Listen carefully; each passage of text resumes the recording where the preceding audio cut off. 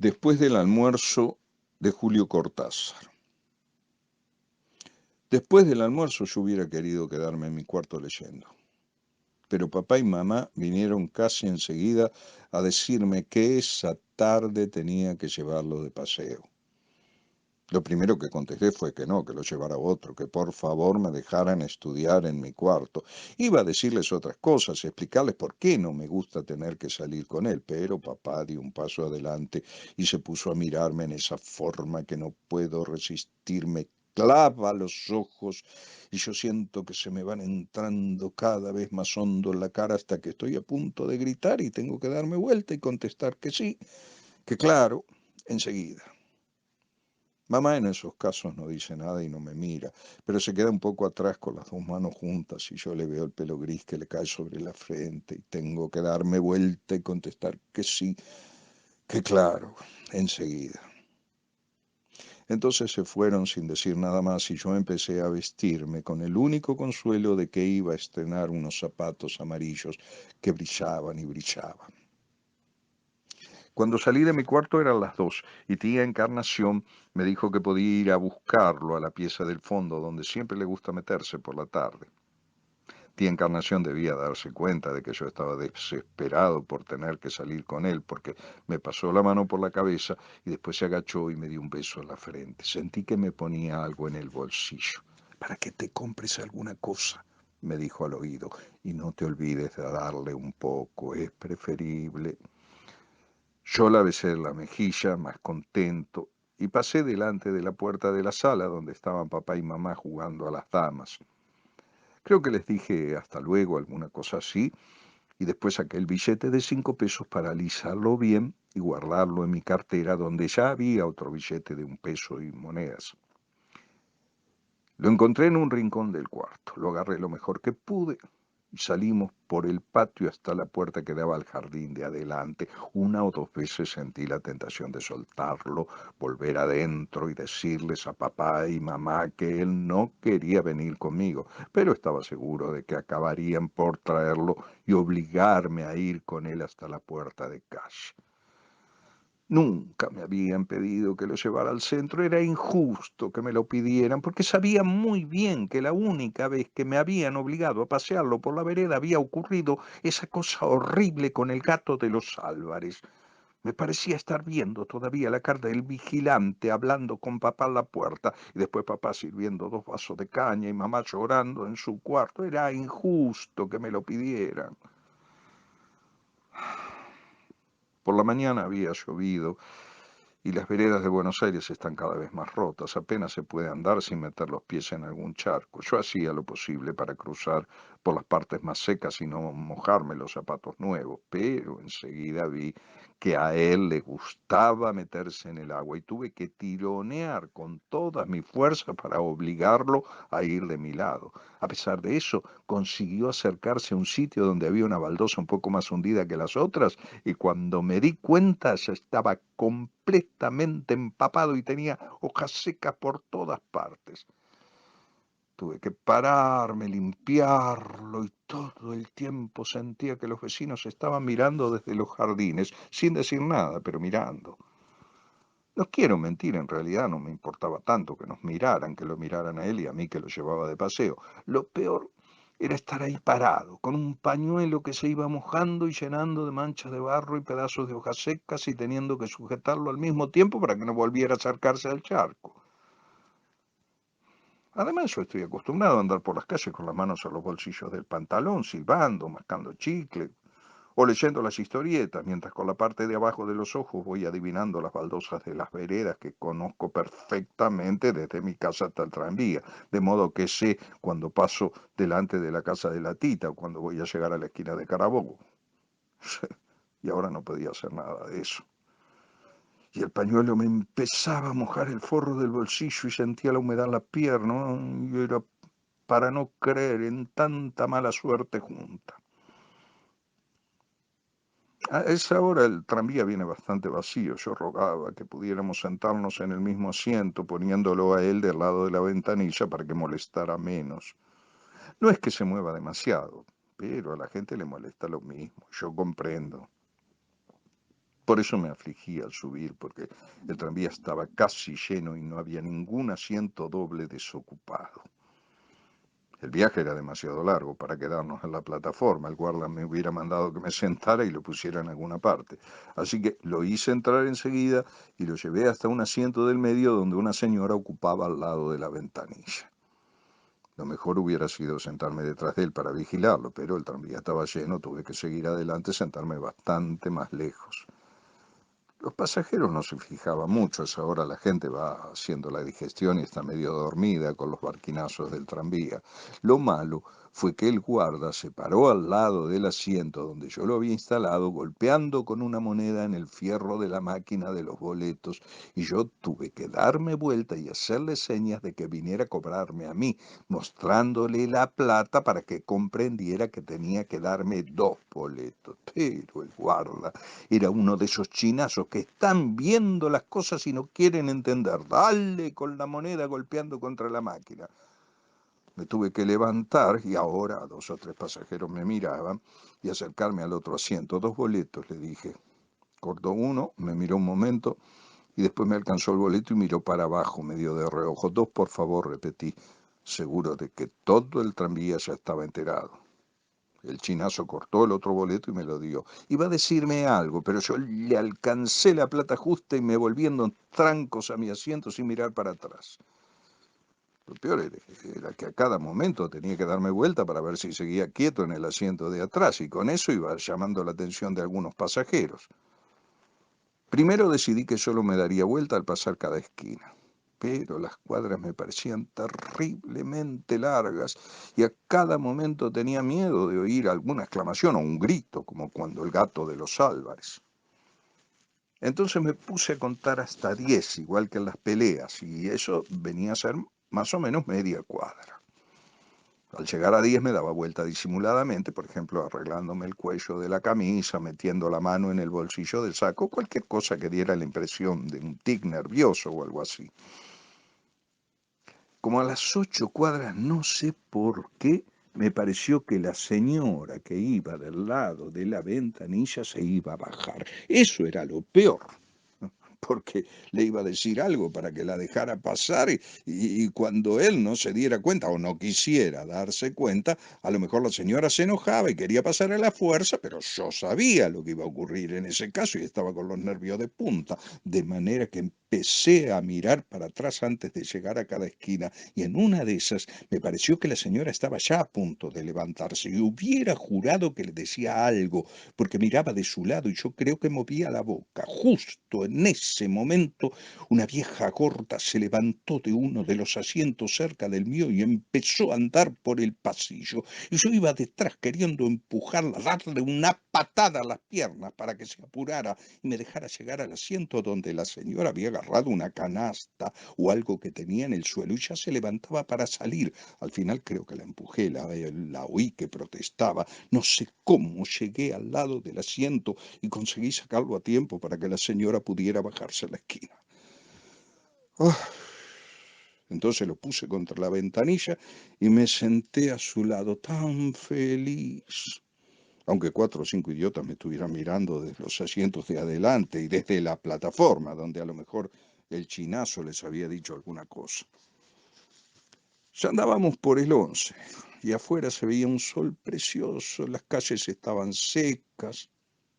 A esa hora, si yo hubiera viajado solo, me habría largado del tranvía para seguir a pie hasta el centro. Para mí no es nada ir a pie desde el 11 a Plaza de Mayo. Una vez me tomé el tiempo, le puse justo 32 minutos, claro que corriendo de a ratos y sobre todo al final. Pero ahora en cambio tenía que ocuparme de la ventanilla, porque un día alguien me había contado que era capaz de abrir de golpe la ventanilla y tirarse afuera, nada más que por el gusto de hacerlo, como tantos otros gustos que nadie se explicaba. 1 o 2 veces me pareció que estaba a punto de levantar la ventanilla, tuve que pasar el brazo por detrás y sujetarla por el marco. A lo mejor eran cosas mías, tampoco quiero asegurar que estuviera por levantar la ventanilla y tirarse. Por ejemplo, cuando lo del inspector me olvidé completamente del asunto y sin embargo no se tiró. El inspector era un tipo alto y flaco que apareció por la plataforma delantera y se puso a marcar los boletos con ese aire amable que tienen algunos inspectores. Cuando llegó a mi asiento, le alcancé los dos boletos y él marcó uno, miró para abajo, después miró el otro boleto, lo fue a marcar y se quedó con el boleto metido en la ranura de la pinza y todo el tiempo yo rogaba que lo marcara de una vez y me lo devolviera. Me parecía que la gente del tranvía nos estaba mirando cada vez más. Al final lo marcó encogiéndose de hombros, me devolvió los dos boletos y en la plataforma de atrás oí que alguien soltaba una carcajada, pero naturalmente no quise darme vuelta. Volví a pasar el brazo y sujeté la ventanilla haciendo como que no veía más al inspector y a todos los otros. En Sarmiento y Libertad se empezó a bajar la gente. Y cuando llegamos a Florida ya no había casi nadie. Esperé hasta San Martín y lo hice salir por la plataforma delantera porque no quería pasar al lado del chinazo que a lo mejor me decía alguna cosa. A mí me gusta mucho la Plaza de Mayo. Cuando me hablan del centro, pienso enseguida en la Plaza de Mayo.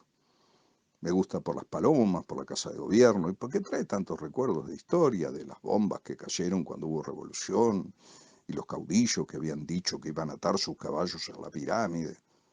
Hay maniceros y tipos que venden cosas. Enseguida se encuentra un banco vacío y si uno quiere puede seguir un poco más y al rato llega al puerto y ve los barcos y los guinches. Por eso pensé que lo mejor era llevarlo a la Plaza de Mayo, lejos de los autos y los colectivos, y sentarnos un rato ahí hasta que fuera la hora de ir volviendo a casa.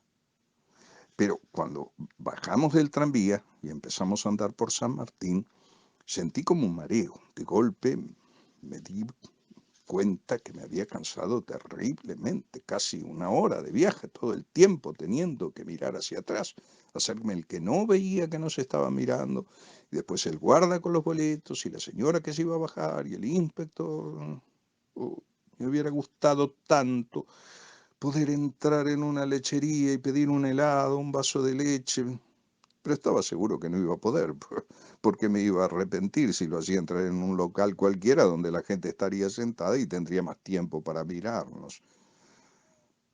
En la calle la gente se cruza y cada uno sigue viaje, sobre todo en San Martín, que está lleno de bancos y oficinas y todo el mundo anda apurado con portafolios debajo del brazo.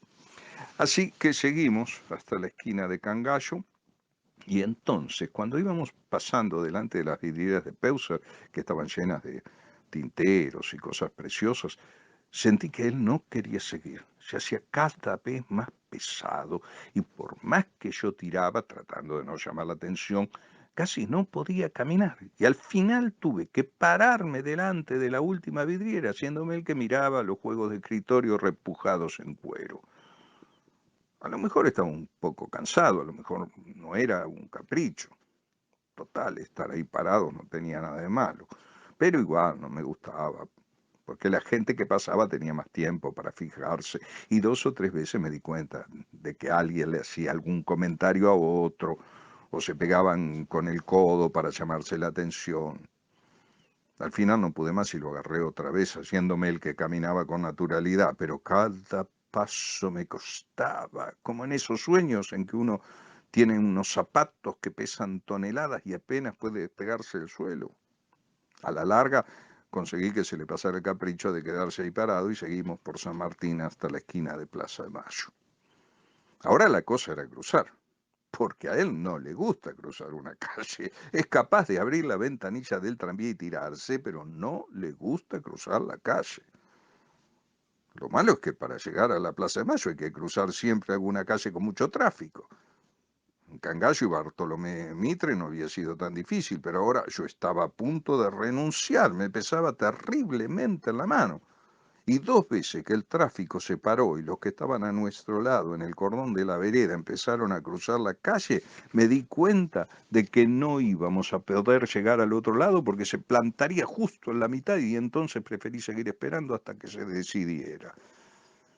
Y claro, el del puesto de revista de la esquina ya estaba mirando cada vez más. Le decía algo a un pibe de mi edad que hacía muecas y le contestaba qué sé yo. Y los autos seguían pasando y se paraban y volvían a pasar y nosotros ahí plantados. En una de esas iba a acercar el vigilante. Eso era lo peor, que nos podía suceder, porque los vigilantes son muy buenos y por eso meten la pata, se ponen a hacer preguntas, averiguan si uno anda perdido, y de golpe a él le puede dar uno de esos caprichos y yo no sé lo que termina la cosa. Cuanto más pensaba, más me afligía, y al final tuve miedo de veras, casi como ganas de vomitar, juro. Y en un momento en que paró el tráfico, lo agarré bien, cerré los ojos, tiré para adelante, doblándome casi en dos, y cuando estuvimos en la plaza lo solté. Seguí dando unos pasos solo, y después volví para atrás y hubiera querido que se muriera, que ya estuviera muerto, que papá y mamá estuvieran muertos, y yo también, al fin y al cabo, que todos estuvieran muertos y enterrados, menos tía Encarnación. Bueno, pero esas cosas se pasan enseguida. Vimos que había un banco muy lindo, completamente vacío, y yo lo sujeté sin tironearlo y fuimos a ponernos en ese banco y a mirar las palomas que por suerte no se dejan agarrar como los gatos. Compré manices y caramelos, le fui dando de las dos cosas y estábamos bastante bien con ese sol que hay por la tarde en la Plaza de Mayo y la gente va de un lado a otro. Yo no sé en qué momento me vino la idea de abandonarlo ahí. Lo único que me acuerdo es que estaba pelando un maní y pensando al mismo tiempo que si me hacía el que iba a tirarles algo a las palomas que andaban más lejos, sería facilísimo dar la vuelta a la pirámide y perderlo de vista. Me parece que en ese momento no pensaba en volver a casa ni en la cara de papá y mamá, porque si lo hubiera pensado no habría hecho esa pavada. Debe ser muy difícil abarcar todo al mismo tiempo, como hacen los sabios y los historiadores. Yo pensé solamente que lo podía abandonar ahí y andar solo por el centro, con las manos en los bolsillos, comprarme una revista o entrar a tomar un helado en alguna parte antes de volver a casa. Le seguí dando manillas un rato, pero ya estaba decidido. Y en una de esas me hice el que me levantaba para estirar las piernas y vi que no le importaba si seguía a su lado o me iba a darle manices a las palomas. Les empecé a tirar lo que me quedaba y las palomas me andaban por todos lados hasta que se me acabó el maní y se cansaron. Desde la otra punta de la plaza apenas se veía el banco. Fue cosa de un momento cruzar a la Casa Rosada, donde siempre hay dos granaderos de guardia, y por el costado me largué hasta el Paseo Colón, esa calle donde mamá dice que no deben ir los niños solos. Ya por costumbre me daba vuelta a cada momento, pero era imposible que me siguiera. Lo más que podría estar haciendo sería revolcarse alrededor del banco hasta que se acercara alguna señora de la beneficencia o algún vigilante. No me acuerdo muy bien de lo que pasó en ese rato que yo andaba por el Paseo Colón, que es una avenida como cualquier otra. En una de esas yo estaba sentado en una vidriera baja de una casa de exportaciones e importaciones y entonces me empezó a doler el estómago. No como cuando uno tiene que ir enseguida al baño, era más arriba, en el estómago verdadero, como si se me retorciera poco a poco y yo quería respirar y me costaba. Entonces tenía que quedarme quieto y esperar que se pasara el calambre, y delante de mí se veía como una mancha verde y puntitos que bailaban y la cara de papá. Al final era solamente la cara de papá, porque yo había cerrado los ojos, me parece, y en medio de la mancha verde estaba la cara de papá.